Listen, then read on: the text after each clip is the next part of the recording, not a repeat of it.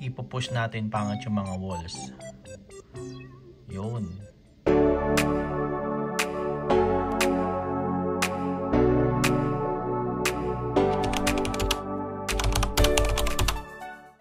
So may papakita ko sa inyo mga kapangarap. So makikita niyo yan.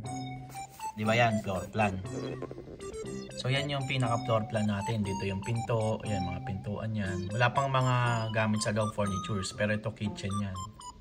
So ang gagawin natin siyang 3D na papalabasin na natin siya parang yung i-visualize na natin kung ano magiging itsura nito, kung magiging kung nakatayo na siya, yung 3D na siya.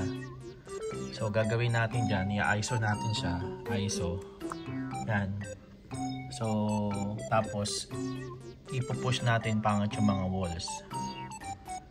Yun. So for example 8 feet na yan. Tapos kung titignan natin top view, tingnan natin top view yan. Yan na, nakita nyo, diba? So bubutasan na lang natin yan, depende dun sa pinto. For example ito, pintuan to, diba? Bubutasan natin yung pintuan dyan. Dito rin pintuan, dito pinto. Ito kitchen, may pintuan din dito. So ganun lang. Ganun lang mga pangarap, diba? Balik na natin ulit siya sa floor plan. Top view ulit. Top view. Yun. Alright.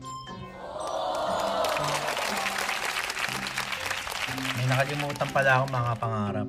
Uy, ba't babaliktad? Mali.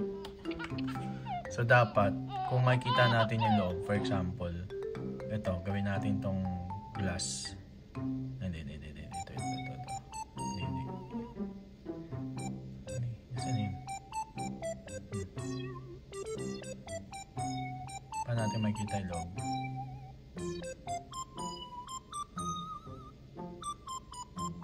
Yun, brick. O, diba? Pwede na.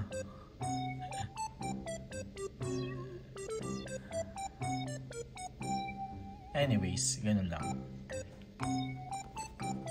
Tapos, mga kapangarap, ito naman yung ating mga tables. So, ginawa ko na rin yan, no?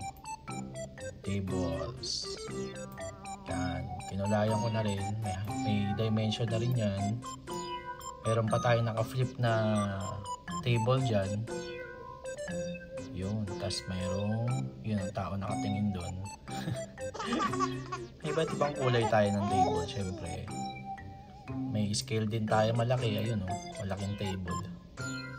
Tapos, yung iba, wala. Solid line lang naman yan. Ay, solid tools pala. Ayan, dito tayo sa table. Yun. Alright. Ang sukat ng 6 feet. Yan. Yan, 6 feet. Nakikita, di ba? Uy, bulong. Anyways, yan ang mga pangarap.